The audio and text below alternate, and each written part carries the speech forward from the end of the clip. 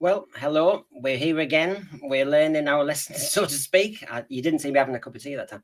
So welcome. It's another chat, I called it a special on the thumbnail. It's a one-off talking about Imagine, the arts documentary on Russell T Davies, the present Doctor Who showrunner, and the influences on him, his motivations, his inspirations, and his plans for Doctor Who. And of course, I could do a monologue, but I don't think I'd like that myself. So I'm going to bring on one of our pals from the Sense Sphere, and it's Hugh. You'll have seen him before. So hello, Hugh. Hi, Brendan. Thank you for watching the documentary, although I found it very intriguing. But I want to start with just basically, Hugh, from the essence of that 1 hour, 15-minute program. What surprised you about it? I mean, did you learn anything new about Russell Davies? I suppose I knew quite a lot of the story beforehand. I think what I learned about is that detail about why he became a Doctor Who fan or becoming a Doctor Who fan. And I think that's, for those of us who are of around that age, it's fascinating to know. The one thing that obviously stuck out from that was that his first memory is a regeneration. And that must be quite incredible to have as your first memory, because it wasn't, as he was saying, it wasn't just his first memory of Doctor Who, it's his first memory. I found that intriguing because I could ask you what your first memory of Doctor Who is. I remember mine, but for it to be his first memory, I can't argue that. I have other memories before then, although it's early on. Yeah, it is early on, but I can probably imagine some drama to do with the 10th planet and thinking, what's going on? I don't understand this. I mean, he mentioned two aspects. I'll bring them on now, actually, if I can. He mentioned the Tomb of the Cybermen when he was about 4 or 5, he said. And of course, as you said, the 10th planet part 4. It's a funny jumping on point because we've just had the giggle when we've just invented another version of regeneration. So it's intriguing that his first ever memory is of the William Hartnell Troughton escapade. And then Tomb of the Cybermen, he just basically said was visceral. It really did scare him. I just think sort of like there must be so many people out there who, the classic thing obviously is hiding behind the sofa, that it becomes that thing and David Tennant mentioned it about how being frightened was enjoyable. Yeah, and I think that's why I kind of understand that it's a very early memory, because it links to, I think memory is either something very scary or something really enjoyable, I'm guessing, or pain. I think that's what they normally say. And with Doctor Who, well, you get a bit of that. Well, we're going to jump to, we're obviously going to discuss the elements of the program that we found most interesting and fascinating to explore. But I think we're going to start in good old tradition with the burning issues.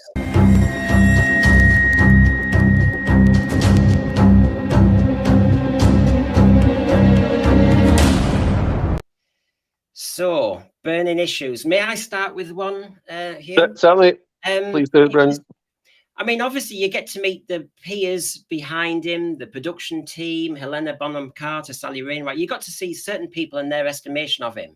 But one of the things I found fascinating was when Julie Gardner of Bad Wolf, and before then, of course, BBC, was talking about RTD, and I've got her quotes up here. I'll just put them up. I found it quite interesting what she was saying.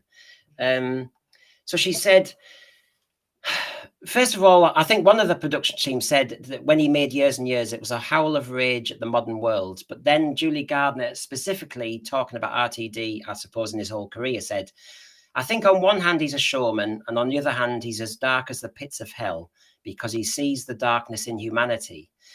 And that would explain an awful lot of things that we're hearing and seeing. And yes, as Doctor Who fans, whether we feel as proprietorial about anything to do with change, but it does show you the fire in his belly, and it shows you that he really, really does want to go there. And I think the other thing about the dark pits of hell and everything that's referred to at another point is he's a risk taker. Yeah. I mean, which is what you want. It's just you won't always like the risks he takes on your behalf or on behalf of the program. No, nor should you, I think. To an extent, if I was watching something that is like Doctor Who and I liked all of it, or it all made me happy and not thinking, then it wouldn't be the program that I love. Yeah. I mean, I've kind of pulled two things together. One was Julie Gardner's comment, which was fascinating. Jane Tranter joined in then straight after and just said it's an RTD script, basically, showman and darkness. But it was that other clip, I think it was Jane Tranter who said it was a howl of rage at the modern world, and that was the Years and Years documentary. I apologise. The drama, the dystopian future. And this was where I've joined the two things together as a comment, which is, if he's taken loads of risks, which he has done all his career, from Queer as Folk onwards, he took lots of risks with his content. But in the present era, a howl of rage against the modern world. Now, we know in that Years and Years, you had the small boats crisis, you had the treatment of refugees, asylum seekers, you had AI, you had various comments made by characters. And I just wonder if we've got a howl of rage against the modern world, whether we've got an RTD so fired up that he's not only going to take risks, he's really going to take on a lot of the nation, really. Yeah, I mean, so I thought that was very interesting as well, because I liked Years and Years. I thought it was very well done. But at the same time, I can see it would annoy lots of people. And if you are talking about a program that appeals to large numbers of people, I think that's difficult, because I think Doctor Who, is it meant to be that political? I think small p certainly, big P maybe not. Yeah, well, to join to that then, before I ask really your opinions as well, if you don't mind, is linked with that is Caitlin Moran, which journalist, has worked for The Observer, she's worked for herself very independently, etc., and she's basically done a version of the female eunuch on the feminist movement. Now, she seems to be a real good supporter, fan of RTD's career. And she referred to Years and Years, which we've just mentioned. And she said, suddenly, watching how he did that may have given him a taste of what he could do with Doctor Who now. And so she's got, imagine now being able to be this political. He knew what power TV has when it's done properly. Being this influential again, back at Doctor Who. It's the best toy set you can have. It's the most incredible power because you've got all of the time and space. As it's a kid's show, and that's the power of it. That generation are going to grow up with as part of their belief system. And of course, there's a few trigger points in that transcript. But what were your thoughts when you heard that? Yeah, so I thought it was quite amazing.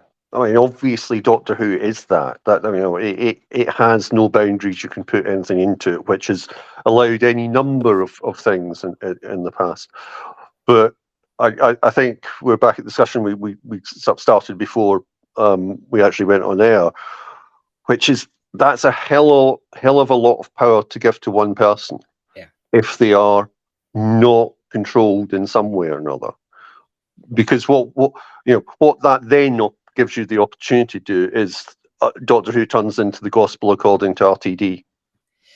Yes, and we were talking. I mean, it's almost like a warm up, wasn't it, before the show? But basically, you know, I'm a former public servant teacher, and so we're in the realm of a kids show. You have to be careful what you message to the kids. You've got Caitlin Moran. I don't know if she's got any connection with RTD or she's just a really strong fan of his, but she seems to have really got basically what his modus operandi might be, which is if I've got Doctor Who, I can deal with the trans issue and write that. I can deal with this issue and write that. Whatever he thinks is problematic about our society, which occur in years and years, is fine. It's an adult drama on BBC One, I think, after 9 o'clock. Yeah. But this is on Christmas Day at 5:55, for example. Yeah. And when I see somebody thinking, oh, right, we've got the right man in charge of Doctor Who, and you can change a generation and change their value belief system, which is what that's saying.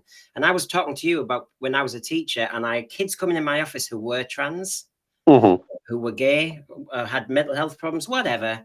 And I cannot give my opinion, and quite rightly. I had to stay professional, be caring, be supportive, let them speak. It's not about you.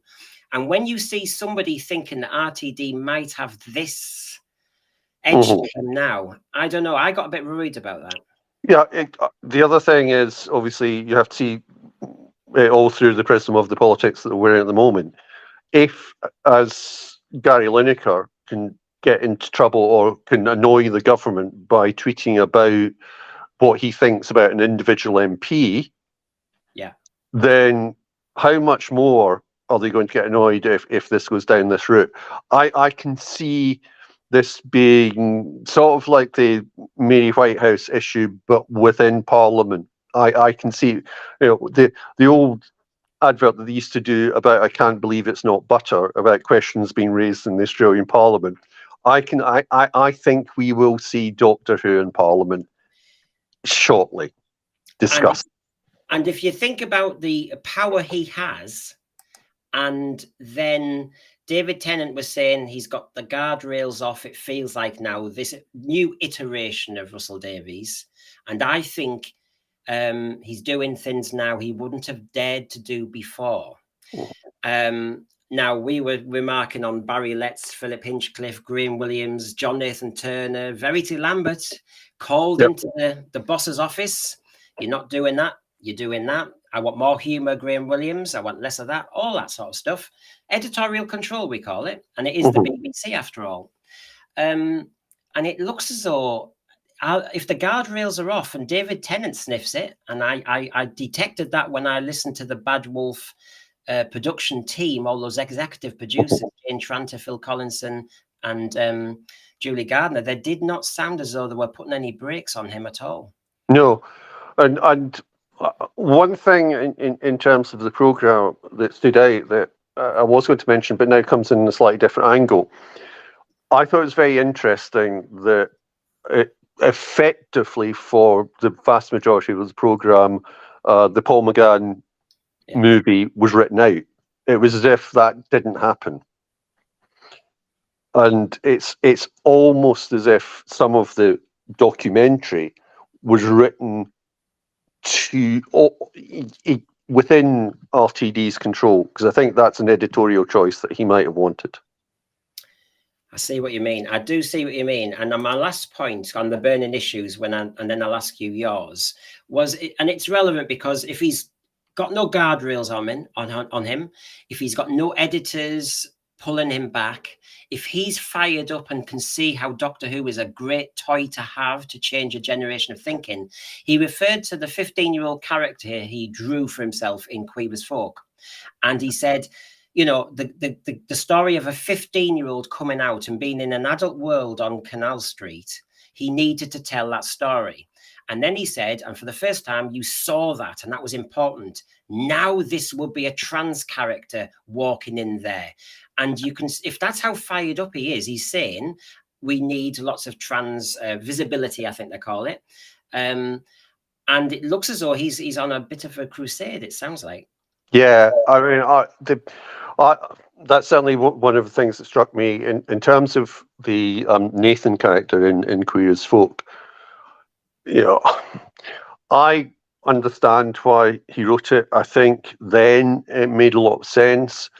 I think it's now become problematic, not for to do with sexuality, but to do with age in a different sense. So we've had the Me Too movement. We've had lots of discussion about power relationships in terms of Jimmy Savile, etc., and sexualization. I think that you look back at that and you think, I don't think you would do that now. I don't think you could have done it then with a 15-year-old girl and in a heterosexual relationship. I just don't think you'd touch it with a barge pole now, no matter what. And I then think some of that relates to the whole problem of the actual TV movie, where we have Doctor Who kissing. Okay, in this case, there's no age difference apart from the 750 years, but there's no age difference between the actors. And now, you know, so if I look at the whole thing where David Tennant was only 11 years older than Billie Piper, and maybe that's okay. But are we in a situation where, again, with the character being in theory 950, 1,000 years old, is there something there? There's certainly something I remember from Buffy that Angel is 273 whenever she's 18, and that, in terms of the story dynamic, is problematic. Now, we didn't used to have that with Doctor Who, because Doctor Who didn't used to have a sexuality of any sort. No, and I mean, I'm thinking of Anne Rice as well, Interview with a Vampire, when you have the stat with a young girl, I think she's 12. And of course, the big plot there was she was saying, you have trapped me in a prepubescent girl's body forever and eternity. Yeah. But again, it was bringing out some issues that are problematic, we would say nowadays, definitely, regarding the age difference, the experience difference, the possibility of grooming difference, and abuse of power. One thing that came up when he seemed to make a parallel between what he did with a 15-year-old character who was gay with a trans character now, and you can see he's just making an easy symmetry. I had a problem with that, and yes, I'll out myself properly, obviously, as a gay man myself. I'm thinking, this is not like for like, though, and I'm not being prejudiced. It's just not like for like. Whether I come out or not, I'm not going to physically change myself. And the ramifications could be, I could be beaten up. That was very possible. I could lose a job, especially as a teacher in a Catholic school. There are various possibilities of negative consequences, but my body is still intact. And if I needed to go and recalibrate and then come back, I could. The issue is not the same, because especially, you know, trans children make decisions that are life-changing. And as I said to every kid who came past my door when they were discussing any of these issues, I said, look, puberty is a roller coaster. Buckle in. It's a long ride. Don't make hasty decisions. At the end of the ride, you'll know what you're all about. And in essence, wait till you're an adult. And now he's all fired up with this toy called Doctor Who and all that power to change the valued beliefs of a generation of kids. The snag is, he's making it sound as though it's just a decision to just declare yourself, whereas where's the ramifications? Where's the consequences? Where's the safeguarding? I'm sorry, I was a pastoral manager. I'm worried about kids making a decision that they could regret. I know some might be very happy, but if there's one mistake, it's one too many. Yeah, and I mean, I think where you talk about puberty being a roller coaster, it's a brutal roller coaster. Yeah, and you know, I look at a couple of news stories today, which one of which was about a makeup advert for women explicitly by Coty, which was talking about going back to school to slay, and it was.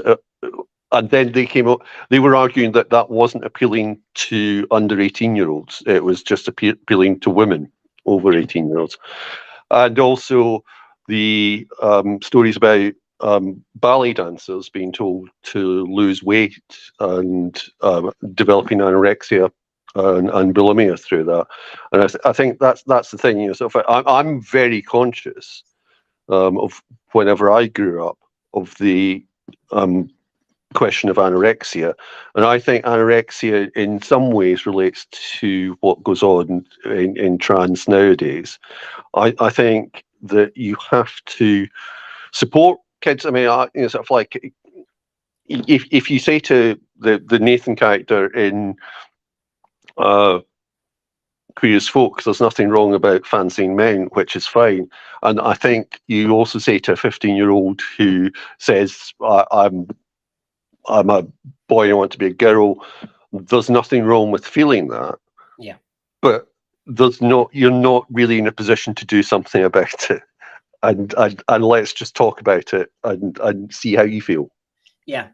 And I can't really, well, yeah, he was at school. I remember, but you see, I was thinking of Nathan character, obviously coming from the other end as a teacher, and there were so many aspects of that. It was exuberant. I mean, that program was exuberant. Yeah. Like he said, he didn't want to show AIDS. And I have to say, yes, somebody who grew up gay and all you saw on telly, if you ever saw gay representation, was AIDS. Yeah. Yes, I kind of see where Russell Davies was coming from, and I applaud that, actually. And I think Caitlin Moran said she was getting married, didn't she? And she said, yes. She watched it. She said, "Do you know what? I fancy being a gay man in Manchester. Actually, it sounded so exciting." But the Nathan thing is tricky, much more tricky now. But I think it was still tricky then because you had, like you said, a young lad, and lads are much more immature. Yeah, and I mean, so like this is where I'll do some discussion in terms of my sexuality. So I watched the program, and Russell was born on the 27th of April 1963. I know that because I was born on the 27th of April 1964. Right. He's 1 meter 98. I'm 1 meter 97. Wow. So whenever you're that, you go through life and you have to be large in life, even if you're not. It becomes part of it. He said he got to the age of 11 and continued watching Doctor Who because he wasn't interested in football and girls. I got to the age of 11, continued watching Doctor Who, and got sent to an all-boys school. So there wasn't really much chance to be interested in girls, and I was travelling to school, and so not meeting the people around. So it wasn't really a thought. Now, I happen to be straight, but I think one of the great things about Doctor Who then was I did feel slightly odd by a lot of the social judgments of what makes, sort of like the stereotypes of what makes gay. I love musicals. I've just spent the afternoon watching Doris Day films. Yeah, I'm not that interested in what was typical boy stuff. And again, this ties into the gender thing. I think if I was growing up now, I would probably be trans because I wouldn't think that I was typical. Now, my sexuality happens to be straight, and that's fine. Russell's happens to be gay. That's also fine. I think that it's much easier if you learn that difference is acceptable, not by naming the difference, but by saying that difference is acceptable. And that's what I think Doctor Who was really good at. Yeah. And we're talking about difference then. I'm just going to pick up on that just to widen the debate, because we were saying an awful lot before we came on. And one of the other things we noticed about the show was there was a discussion, and I think an admission also from Russell himself, that he is changed as a writer. Mm-hmm. What key points did you get out of it about how he has changed or matured or developed? Well, I mean, I think, sort of like that whole aspect of him having to tell the stories that he needed to tell to get to tell other stories or to be ready to tell them. So he obviously wrote Queer as Folk to try and say, this is a joyful lifestyle. I've great fun like this. It can be party central. There are but it's also fairly similar to sort of like being straight. Other people have similar experiences, and it's not to do with sexuality. Although I might get onto that in a second. I think that then going through and writing years and years, which was very political, but that was political in no more sense than Jimmy McGovern, who we mentioned during our warm up as well. I think It's a Sin is a masterpiece. I think it's quite extraordinary, and I think that's taken him to the stage where he's sort of done the story of his life in different ways. So now what he's writing is what he wants to happen rather than about the story. And there's an awful lot of sad things from it. I mean, his partner, boyfriend, husband. I was just thinking influences in his life, and of course, the tragedy of what happened to his husband, and caring for him, and I think he acknowledged that after Andrew Smith, his husband, died, he wants to write what he wants to write. He's maybe re-energized, or why be more guarded now? This is the time to be unguarded. I get a sense of a man slightly in a hurry, actually. Yes, I think so. And I'm not saying that's a bad thing. I mean, I think sometimes impatience can be not a sin almost, really, but because you're patient for something that may not happen. But he seems to be a man of impatience, a man in a rush, a man very energized. A man, and I'm saying it with irony because the offshoot to Doctor Who is called Unleashed. He's a man unleashed. He really is. And I wonder if he had a hand in that title, to be quite honest, because he really does seem to be going, no, it's about time we now start to tell a story this way. And It's a Sin that you mentioned. I mean, if we talk about It's a Sin, I mean, the program it is an arts documentary for those who are from another country, America, etc.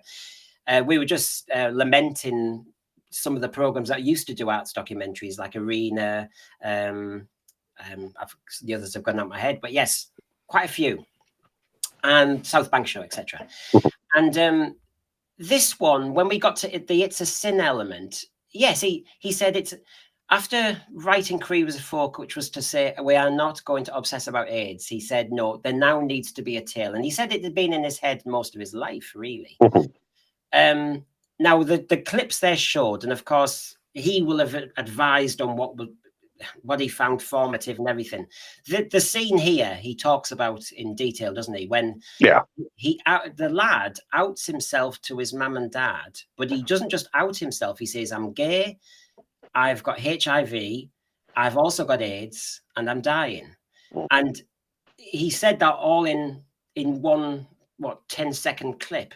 And then there's this amazing moment when his mum storms out, demands to see a doctor, doesn't get her way, leaves the area, takes a breath, clumps back in, says, "Are you infectious?" The lad says yes. She says, "Well, it doesn't matter, you're my son," hugs him, and they both cry. They showed you it written on the page, and you think it doesn't look much on the page, but it's very, very emotional, and it's very cleverly observed. Yeah, and I think that's another aspect of something that I found fascinating, was that whenever he was talking about the stuff that he writes, and he writes in real detail about stage direction, to the extent that I think very few writers do, and it's he must be, and obviously in terms of as a teenager producing Doctor Who comics and drawing, he must be very visual as well as verbal, and that's quite extraordinary, I think. So I was thinking he's seen that in his head, and he's more or less produced, and that's what Helena Bonham Carter was talking about in terms of Nolly, about Noel Gordon, was what she hasn't ever seen something which has gone from page to screen so unchanged. And I think that's because he writes for the screen in a way that most screenwriters don't. I think he's one of those, when we were talking about other writers, I think Dennis Potter was seen as a classic example of a television writer, because he mixed music, it went a bit surreal sometimes, etc., etc. And Russell Davies, I think the point you're making is he's a very good television writer. And he made a point about when he was at Oxford University, and he said, you know, it was a very boring time at university at Oxford because there was only one television and he wanted to keep caught up with Crossroads when Noel Gordon was leaving. And of course, because the rugby was on BBC Two, he wouldn't get a look in. And so you can tell his fixation with television. And like he said, in his years of 11 to 18, when, you know, he said other lads were finding girls and football and that, he was sticking with television. And so, yes, I've got an example there from the Nolly drama when he made a point of this click, the lonely person who clicks on about 8 or 10 lights. And he just said it's a lonely person, had to have a routine. And one thing that came through to me in the 1 hour, 15 minutes is he really knows how to talk about people who are lonely, and he knows how to write a death. Yeah. I mean, you know, that to me, the most moving thing I've seen him write, well, there's about 2, I suppose, in Cucumber, the moment that man is killed. Yes. And I know he won an award for it, so it's not a kind of clever observation by me, but I remember at the time it shocked me. I mean, that moment he talks about, doesn't he? How he wanted to kind of cover somebody's 48 years in 2 minutes as you're dying. Yeah, and one of the things I thought was amazing about that is if you do see it, it's amazingly detailed. Yeah. But it was even more detailed on page because the actor was talking about stuff that you don't get to see, but he's trying to act because Russell Davies has put that on the page, and that's quite extraordinary. Yeah, it was.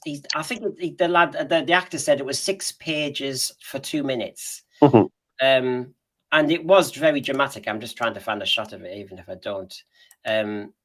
It was mesmerizing. I remember at the time, it was frighteningly cold to see somebody just go from a moment of passion, really, then it goes wrong, and then you are gone.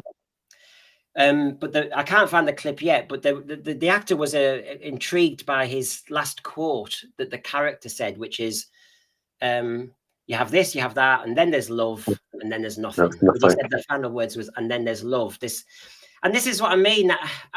I've started with the burning issues, but as we're going through this documentary, I kept thinking, I know some of his politics, sometimes he gets me aggravated with his choice on Davros and what he's doing with that, but I really like Russell Davies. And I can see his passion and compassion, as Helena Bonham Carter said. He prizes the underdog. And so he looks for the underdog and wants to rate them. So at the moment, if he thinks trans is the issue, he'll go for that. And I understand that. If he finds an underdog. And that passion that came through, and this whole idea of, you know, then there's love and then there's nothing. And it was a brutal end to somebody's life, but then it was also almost romantic. It was... because I wonder if I'd have ever dared to say there was love at the end of it after such a death. You know? Yeah, and it's interesting because obviously that wasn't the only discussion about last words on the programme. The other discussion was about David Tennant's first end as the Doctor, and you know I think again that was interesting. That at the time I think he was probably thinking it's time to move on and do something else. But at the same time, I think what that announces is he wasn't ready for it to be over. And the fact that he's come back to it isn't that surprising. The fact that he brought David Tennant back then makes a lot more sense. Yeah. I mean, he mentions the origins of that, which I think are tried and tested now. A lot of people have heard it was that lockdown tweetathon when I think it was Catherine Tate who first said, "Oh, get the band back together." He then reports it back to the BBC. The BBC add 2 and 2 together with what was going on with Jodie and Chris, maybe. And before you knew it, you had a package. It is interesting, and his career was fascinating when you looked at that, wasn't it? I mean, Yeah. I was aware of bits of it. I mean, he went to a kind of drama college or something. I found it fascinating that I suppose you should write what you know, but he mentioned when he was at Granada in the Grand, he would write, he because the Grand was failing, he got away with getting a scene in about a gay barman going to Canal Street. So yeah, write what you know. Equally done, he'd argue, I don't want to be known just as a gay writer. So I'll write Bob and Rose, but Bob and Rose was a gay man who fancied a woman, wasn't it? Yeah. I mean, I that one of the interesting things about that is that's not that unusual. It's not just about fancying. My wife's long-term best friend is gay, and they did go out for a while whenever they were teenagers. And if James could fancy her, he would, because he loves her, and he thinks she's the right person to be with. But he's gay. These things, probably once upon a time, wouldn't have been wouldn't have mattered quite so much. And to jump to one of the other programs that you mentioned, Very English Scandal. Obviously, there was a time whenever it was just happened that men who were gay married, and because you couldn't do anything else, and it was part of the practice, specific. Particularly if you're in something like politics or whatever, and you want to be seen as normal or standard or out of the cookie cutter, and you can see the pressure that was on there, and that's created so much tragedy in people I know over the years, looking back. And he's picked on that. I mean, he's picked up on that. I mean, he's astute enough, isn't he? I mean, since we're mentioning parts of his career, I mean, Bob and Rose, I never really watched. I was aware of it. It didn't. I suppose the plot didn't appeal to me per se, really. Casanova, do you know? I've never watched that. I just knew that's where he grabbed David Tennant from. And the Why Don't You? I hated Why Don't You? And I remember when Why Don't You? I didn't know he was running it, of course, at that point. But when he added drama, had the running gag of the sheep, and he had cliffhangers, of course, he's experimenting with his development as a writer. But oh my God, it wasn't my scene at all. So I find that quite interesting, because I knew he had something he'd worked on. Why Don't You? But it was after I'd never seen it, so I didn't see any of that. I remember them just doing the normal stuff, the stuff before he came in. And so I have no idea how it worked, but I thought it was interesting that he leaned towards that. The other aspect of that was his one appearance as a play school presenter, and walking out and saying, "I don't want to be on that side of the camera," although he seemed very good at it. Yeah, but he was bringing his comic, he was bringing his artistry to it, because the clip they show you just before that, well, you can see he's got a pen in his hand and he's just drawn something.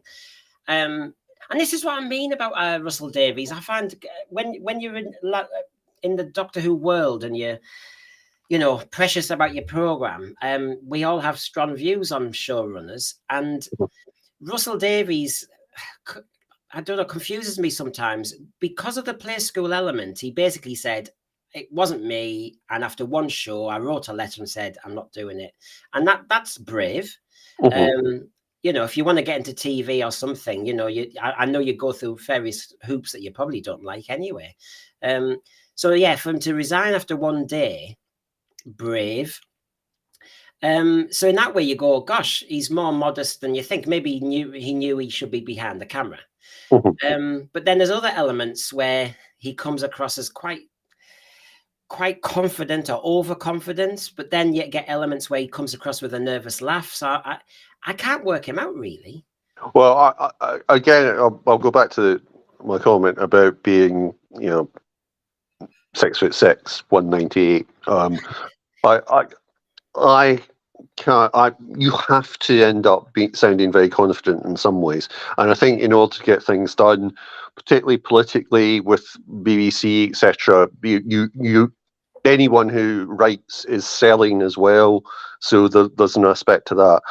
I think also, as you said, he writes very well about loneliness, and I think he knows about loneliness. That the scene with Noel Gordon and Hillibon and Carter's Noel Gordon switching on the lights is very well observed, but that's observed obviously from living it, because you don't get to see that. Yeah. One other. Well, he said he's lonely. I mean, and this is the bit when I feel for him, and I kind of will him on and hope that he does what I like in Doctor Who, and I still support him as a writer, because he loses his husband and he says, I'm lonely now. I have a routine. It's just I leave all the lights on. He said.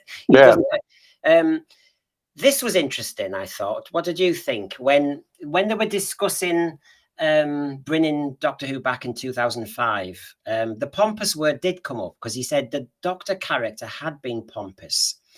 They were quite scathing about the 80s Doctor Who in a way that I thought wasn't respectful. Yeah. You know that we have to be respectful to Chris Chibnall because maybe we're mates. But I thought they were quite scathing about the John Nathan Turner era by saying it was quite, they're kind of skitting it, really, saying it was a pastiche of entertainment, I think Jane Tranter said. So he said he wanted to bring back a different type of Doctor who was not pompous. So, of course, you want this working class Mancunian accent would really blast that apart. And Chris Eccleston did it in spades. But it was intriguing how he talked about Chris Eccleston, because he just basically said he did that and then he left after a series. And of course, we know there's an awful lot creeping out all the time. And of course, the second shot there I've got on the screen is just very recently, about a week ago, when he wanted Jane Tranter, Julie Gardner, Phil Collinson and Russell Davies sacked. He said, if you want me back on the show. And he was quite forthright. And I remember Billy Piper's face just looking. And I just thought, it's interesting, isn't it? Because I think we were all impressed, I think, when Chris Eccleston was chosen by the team. And I thought, wow, this is really going to be quite strong stuff. And yet something happened, whether it was the politics, his style of writing, something put him off that, that they had a clash, didn't they? Yeah. I mean, I again, sort of like, I thought that we excluded Paul McGann's stuff in lots of the program. Yeah. We excluded, for example, the fact that Russell Davies was talking to the BBC about 4 years before he actually started having the conversation that led to Doctor Who being brought back. So for years, it wasn't as quiet as it was meant to be. And it had been bubbling under, and all of us fans knew at the stage. I think then it was very interesting that whenever they did the initial thing of the Doctor appearing for the first time on the television programme in the new guys, it was David Tennant, not Christopher Eccleston, they put up. And I absolutely think that it would have worked if David Tennant had been the first new Doctor back. I think it would have worked differently, but it would still worked. I think Eccleston is almost notoriously a difficult character to work with, but a very passionate one. Yeah. And that's part of the difficulty. And he is an extraordinary actor. He has done some extraordinary work, and he obviously takes it really seriously. He's not doing this just to appear in front of a camera. And it's a difficult one. I know there's lots of discussion about what the cause was, and it's not surprising. I think Russell knows his mind. I think there's lots of people in the BBC know their mind. I think it was probably almost inevitable if you have a number of strong characters in the room that at least one of them is going to think there's something wrong, and it happened to be Eccleston. It's interesting because he's used him before. He had him in The Second Coming. Yeah. He's obviously used David Tennant in Casanova, and it's the classic, you try people you've known before. Is it Lydia West who was in one of the previous shows? I think she was in Years and Years. Then he used her to play the Jill Nailder character. Yeah. And so it's interesting that there was some sort of clash or falling out when he'd obviously used him before and they'd respected each other. I remember an interview on BBC when Chris Eccleston was saying the only reason he came back was because it was Russell Davies. So whether it's two men who are very passionate, and of course, I think that's always a dangerous recipe. Two creative people, both passionate, because you were just saying how Chris Eccleston is very serious about the roles he plays and the message he wants to get across, and whether there was a clash about that or something else. But yes, it was just intriguing that, as you say, Paul McGann whitewashed. The 1980s were written off as entertainment pastiche. The classic era of Doctor Who was dismissed as pompous. And then we get the Renaissance, apparently. And this is when you think, all right, you really are, what's this, a eulogy to yourself? That's the element there that bothers me. I need to put this up, though. Nicholas Schindler, yeah. Yeah, fascinating. I didn't know much about her at all. But, I mean, if anybody really wants to learn about Russell Davies and his career, well, she is key because there were friends, weren't there? Creative friends in the very early 1990s, I think, before Career was Folk. She told him to really go for it and write from, what his experience and write about gay people as the main characters. So she obviously gave him lots of support. She was a budding producer then. And I think it did say in the documentary that he doesn't do anything now without her on board. And not just him, but that was the Sally Wainwright as well, who is one of the sort of like other important writers in British television. So she's obviously one of these characters who has a great deal of impact. I thought it was very interesting that, Russell Davies, Sally Wainwright are obviously quite confident in conversation, etc.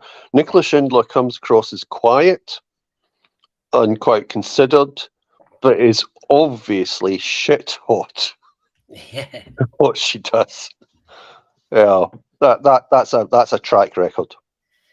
Yeah, and you were just relating to this scene as well. The Sally Wainwright, he takes her around the BBC studios, but they also have a good chit chat. She was on Coronation Street, wrote some great scenes. She talked about some controversial lines that were seen as controversial lines then. And of course, she's had Last Tango in Halifax, At Home with the Braithwaites, etc. She's got a hell of a track record herself. And of course, they both met at Granada Studios when I think he was writing for The Grand, I think he said. Yeah, I think so. And it was, I mean, it's amazing how they talk about each other's work and lines they've delivered and messages they wanted to get across. And it was a mutual appreciation. That's fair enough. It was that type of program, I think, really. Yeah.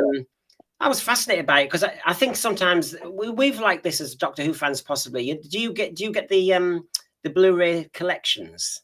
No, I don't. No, I'm Right, not completely like that. No.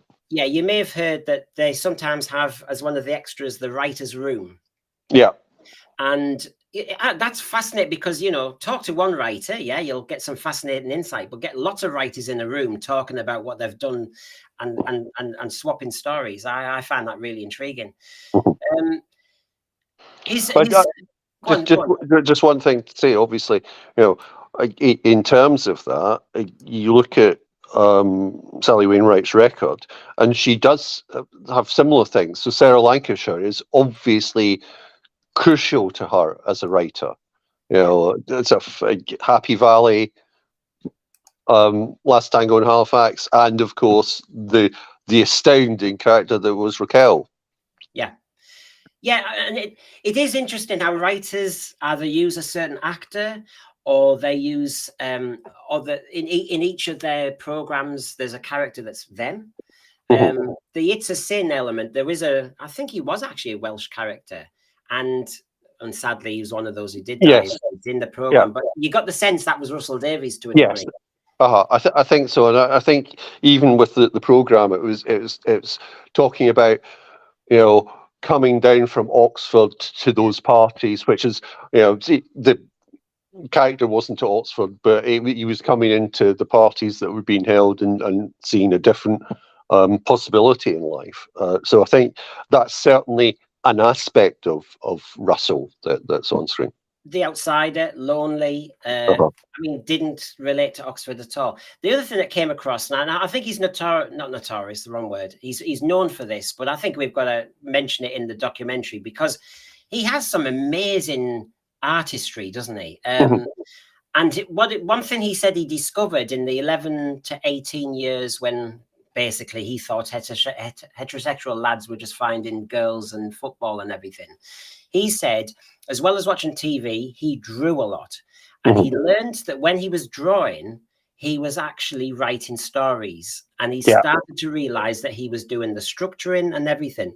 But he's got some great artistry. And I remember from the 2005 era when they said that he would draw the Ood, and then suddenly the design came from his drawings, that sort of thing. You think, gosh, he is very, very, very talented. Yeah. And this is this whole thing of while he's dropped the drawing in terms of doing a cartoon, I think the writing that he does is so detailed as to be almost drawn. Yeah, and those script elements that we saw earlier, you referred to the lights bit, etc. But everything he's done is in such detail, and yet he says it's not only. Do you know when I read the book that he did with Benjamin Cook, The Writer's Tale? I think. He was drafting heavily in that, but actually, what came out in this documentary is, in most cases, his first draft is his final draft, which is not. I wonder about that. I did. I was very impressed when he said that he dropped one script in the series 4 and he wrote midnight over a weekend. Yeah. And I thought that seemed to be out of line with what he was saying, that, you know, most of what he writes is rehearsed, you know, years in advance. He obviously is also capable of writing something if it's an idea that works for him incredibly quickly, because to do that, which I think is his best episode of Doctor Who, is quite extraordinary. And again, we see with the person who plays it is Leslie Sharp, who was in Bob and Rose, who was in The Second Coming. So who I think is, you know, who's an astounding actor. She's absolutely brilliant.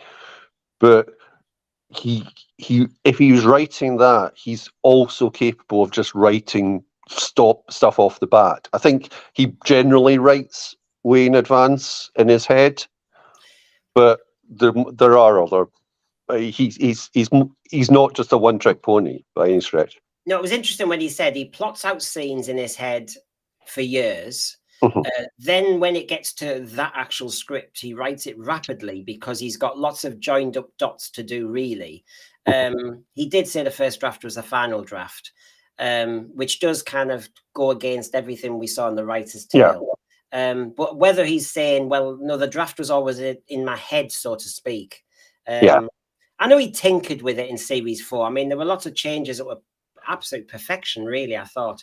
I'm going to say, did you see this? But I think anybody who watched the documentary would have found this moment interesting, which was not that bit. I'll get the right bit in a moment. I think you know which bit I'm going to take you to.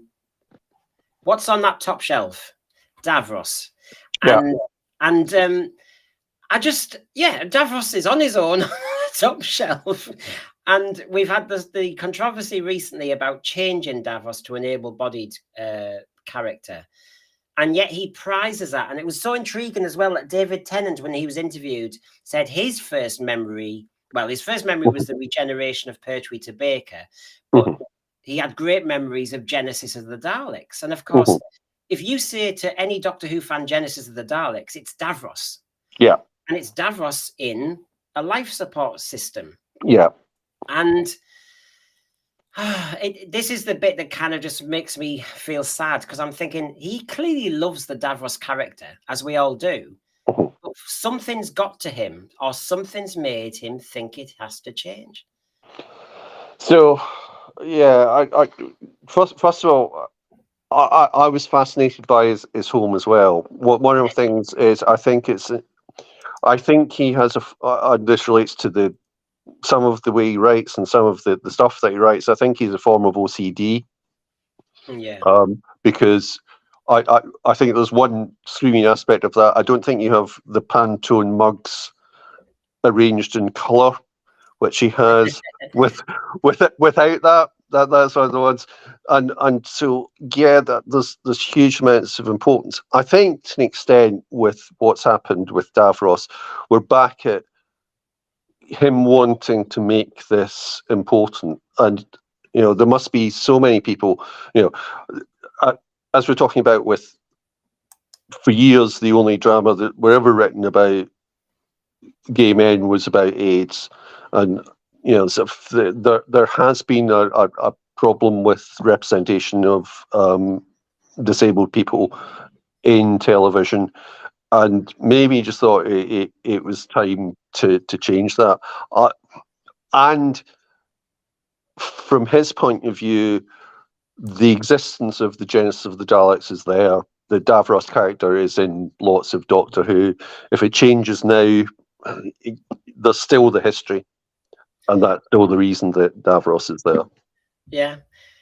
It's interesting he's gone back to his roots, isn't it? After showing Mumbles Road, he said that they all aspired, they're on the other side of the bay, the whole family, and him and his sisters, they've all aspired to move, and they've all ended up moving. And there's a nice, I don't know, there's a nice quality to the fact that he's back in his roots, he's back with his family. Tragedy aside, is he in a slightly better place about who he is, what he wants? I was intrigued by it, and of course, as is also known, I think he's on some sort of planning committee with the Canal Street community, and they did this strange kind of editing when he was down Canal Street, saying where obviously certain scenes had taken place, but then he also, they had a lot of people on Canal Street quoting lines from the final scenes from Queer as Folk, and then he was greeted by these drag queens, and I don't know. Is this the kind of is this what I tell you what they normally call this the white savior thing? Is this him really lauding something? It is sort of like in terms of the criticism of Suchi being the magical Negro is Russell the magical gay. Yeah. I think I think the thing about it is it's difficult to underestimate the impact of his writing in terms of representation of gay people on television for different reasons, and that the fact that Queer as Folk is the first time when you actually have the main protagonist as being gay, it's not about AIDS, it's not about skulking around. It's about being out and proud. And that's incredible just from that point of view. So I think it'd be very difficult to criticize what goes on there. I think in terms of the going home thing, again, it was interesting that obviously he had a fairly quiet and boring life from his point of view, and hiding himself and hiding lots of aspects of his life, and then going to Oxford and not particularly enjoying it, but getting the chance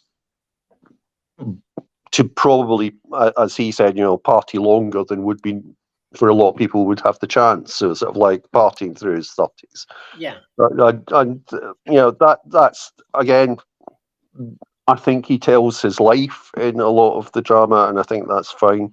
I think moving back's a really interesting one, because it'd be hard to think of somewhere more different from Canal Street as Mumbles. I'm familiar with it fairly well. my one of my sisters lived in Swansea for over 40 years. She married a bloke from Swansea, and she very sadly died this year. But so I know well, and it's a big jump to go from living in centre, living in Party Central, to what's the quiet bit in Swansea, the very middle class, the very restrained bit. But perhaps that's the thing. Perhaps he partied so much whenever he was in his 30s that that aspect was done. Yeah. I mean, I don't want anyone to get the wrong impression of how I feel about Russell Davies and this documentary, because I really was interested in loads of facets of it. And I actually found myself I liked him. I know where he's coming from. He has written well. You said the gay character, he's written it so well. I find sometimes with spectators, I always was intrigued by Victoria Wood would say this. Victoria Wood would say, she would just sit quietly, but she was observing. And in a way, you get a sense of that with Russell Davies to a degree. Yes. They were switched on. They sounded a bit, not necessarily ostracized. I mean, well, maybe it was a selective ostracization, because I remember that quote, and it really spoke to me, was when he said, when everybody goes through puberty, he said he had his awakening, but it was silenced. And I get that. And one of his formative moments on the TV news was the Jeremy Thorpe scandal, when he said the interesting aspect was they were all talking about a male lover plotting to kill somebody. And yeah, I mean, I've always actually argued when it comes to Doctor Who about representation, maybe going OTT, but you do seek it out. Yeah. And you do seek a character anywhere, literature, TV, film, that has your voice. And I did get that. I mean, we said he did death well and loneliness well, as in he really understood it. I always felt sorry for the character in Queer as Folk who died as well. I think he took a drug, he took a pill or something, didn't he? Yeah. He had a reaction. And I think had they been watching Genesis of the Daleks on the TV, I think. Yes. And it was a date that went wrong, and the lad left and panicked, and the man died in a kind of fit on the floor, didn't he? Yeah. And that kind of tragedy pathos element, I think RTD does do very well. And because he sets it in a gay world, which I half understand, I haven't partied as much as it sounds of RTD does. He does speak to me, and I do get that, and I do appreciate that. So, one of the things, I'll pop in my story here about the Working Man's Club in Stockton, Middlesbrough. One of the things about it, as saying, that the similarities and going through puberty was, I for a time wondered if I was gay because of all those stereotypes, because of the things that I watched, because of the things that I was interested in. So I was doing that. I was also, slightly, as with a lot of people who are outgoing and painfully shy, I struggle with a lot of mental health. I'm being very honest here. But so part of it was not just was I wondering whether it was gay, but other people thought I might be gay. And the classic story was actually, this is me in the Malibu Working Man's Club in Stockton, and it's on a Sunday. My brother-in-law is a welder, and so the Sunday quiz, which is taken enormously seriously, because you win beer, or you win chits for beer, which you save up to spend over Christmas at the club and have Christmas effectively free. And it's all men. Yeah. It's only men allowed in on the Sunday quiz. It's not one of the times when women are allowed in at all. So you've got these crowds of people, and there's maybe 30 teams sitting about. They ask one question everyone hands in the answer, and then they tell you what the answer is and which team's got points. If you are the only team to get it right, you get 2 points, and that's enormously important because if you've got those points and no one else has got, that quite often determines who wins. Yeah. The question that was asked is, who wrote Anne of Green Gables? Now, I read voraciously as a child and as a teenager, and I read lots of stuff that was girls' books, inverted commas, and I just went, it's Ellen Montgomery, Lucy Maud, if you want to know what the initials stand for, and it goes up, and that gets 2 points. And the team beside us turns around to one. I'm there as a guest, and I'm not there obviously normally. Turned around to one of the blokes and said, "How the F did you get that?" And he went, "Oh," and pointed at me, and the bloke went, "So you've got a poof on your team." And to be fair, the bloke's answer was, "Maybe, but he's our poof." But it's that supposition at that age where you know, sort of, you don't know everything about yourself, and you are shut off, and you are trying to work your way through it. And I think, you know, I say, I think I don't mind there being representation of trans kids. I don't mind the sort of being representation of people being gay or black or whatever. I think you have to be very careful about just allowing people who feel different for whatever reason to see themselves in those characters. Yeah. Yes, and then they see the ramification. I mean, I find it interesting because he does make a point that with the Jeremy Thorpe one, I can't remember what the program was called, was a very public scandal. I can't remember. Very British scandal, I think. Yeah, and he made the point that there'd been many books on it, but he said it needed a gay writer to give a certain depiction, and he made that point. And then you think, well, how far can you take it that you are seeing that because you're gay, you will understand the trans story? Because they're not the same story. No, they're not the same story. I think that's right. One of the interesting things about that is there's not been a lot of representation of trans, but there's the Irving Welsh drama called Crime, which got Dougray Scott in it.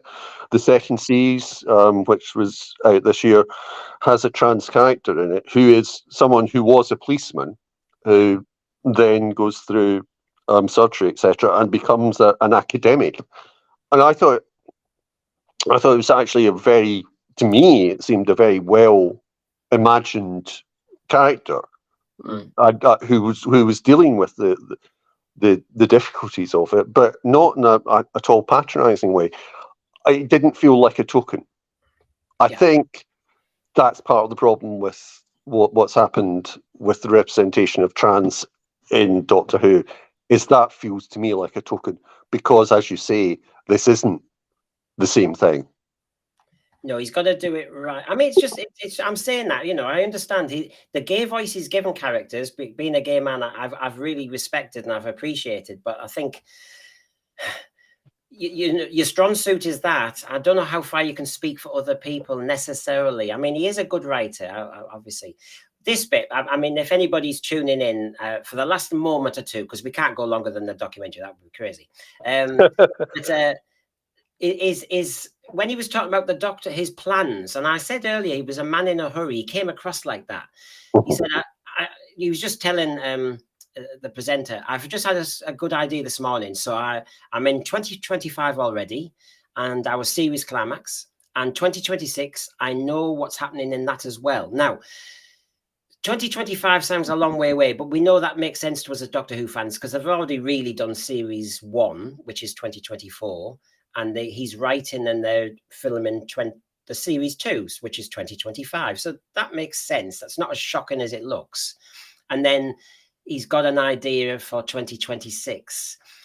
Now, I just want to pull a few things together. That's what he was saying. And yes, he's planning at least 2 series and a story arc, according to rumour.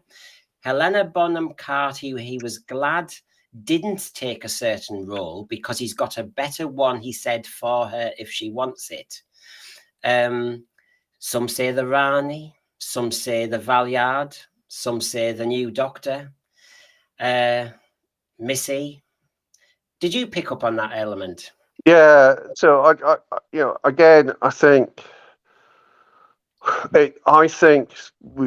one of the things that this has to be careful of is that if he's got everything out planned, I think there will be different things that he needs to fit in. And as long as it has that flexibility to take that stuff in, then I think that would be really interesting about how that goes. So I can understand why he's planned out that far ahead. And obviously, as we said earlier, he can change things by writing something over the weekend. So yeah, they say that there may be some edits here and there. Well, I've said on a different show, me and John have said this a lot. There is an issue about you're planning so far ahead, whether they're just trying to get as much of Shooty as a Doctor in because Shooty's going to be very much in demand. We all understand how the acting world works. And so therefore they're doing that. Whether he is a man in a hurry, knowing he's not going to hang around on the main Doctor Who show. He's got his Whoniverse, he's got his spin-offs to do and other things, no doubt. I still think he mentioned there was going to be another gay series or a follow-up to It's a Sin in some sort of way. So he knows he's not going to stay on this show.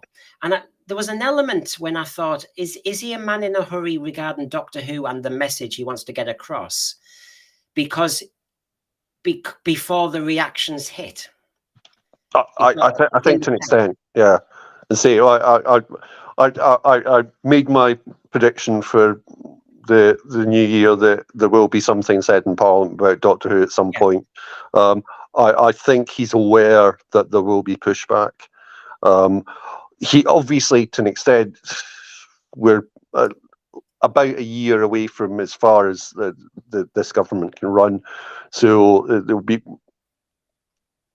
the next government that will probably be dealing with it. But I think that he's got to get this done and got to get this in. Yeah. And he knows that. I think you're right that he's thinking this needs to be done now. Yeah. And just for the Doctor Who fans watching, if they hadn't seen the documentary, they go through the set that looks as though it's going to be the Abbey Road Studios. And he entices the fans, which is, I think this is going to be series 1. And he talks about there'll be a battle in Abbey Road Studios because he's got the Beatles in the episode. You've seen the publicity shots of Shooty dressed like that and Ruby Sunday like that. And this was all about a battle with aliens at Abbey Road Studios. So there was this little teaser for the next series, the man with all these plans. So to round up, Hugh, and thanks for your time, but I really do recommend people watch it. I was really interested in some of the stuff that was discussed, but do you now feel confident that Russell Davies as a showrunner again, are you confident about our next era having watched that? Do you think the future of Doctor Who is safe in his hands having watched that documentary? I don't think the future is safe in his hands, but I like that. I actually like the fact that there's a challenge there. I think we're unlikely to get the real complexities of problems with canon. I think this will be a fun ride. And if I dislike some of it and it doesn't make me entirely happy, then tough on me to an extent. I know. We were also saying before the program started, you do challenge yourself about whether you're just reacting because you're older. You just don't know whether that's what's going on or whether it's politically what's going on or whether you just don't like the style of something. But I was glad when he came back. RTD2 is different to RTD. That is very clear. We've mentioned that in the program. His instinct on Doctor Who tends to be right, I find. Yes, there's some decisions, whether they're his or context or the situation, I'll have to kind of somehow digest. But I can see where you're coming from. And yes, I'm an optimist. And I hope we navigate well this next era and it's more fun than problematic. Yeah. So. Yeah. Well, thank you for your time, Hugh. Obviously, I'm just going to do a quick bit of house, admin here, where I'll just kind of remind people we are obviously at the moment live on YouTube, our latest discussion piece. We want to do some Doctor Who debates. So it's only 26 minutes. You'll find that on our stream at the moment. Tomorrow or the next day, you'll see the Time Teak Roadshow, and it's a 10-minute item, just a quite nicely easy to absorb 10-minute item. And you'll see my panel really arguing the toss about who you should bring back in Antique Roadshow style. Who should you restore? And it's crinoids versus the pterodactyls. See where that argument goes.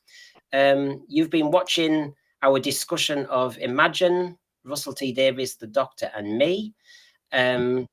We've got a lot of stuff planned for the future, but obviously we're hitting Christmas, so we're well aware people are going to be busy, but we'll try and give you some stocking fillers where we can. So look out for them. And there's definitely another Doctor Who debate show coming too, with another 20-minute chunk. So thank you to Hugh. You've been listening to and watching our Sense for Your special. Thanks for joining us, and please join us again and support us, subscribe, and all the other things that people talk about. Okay, bye for now. Bye.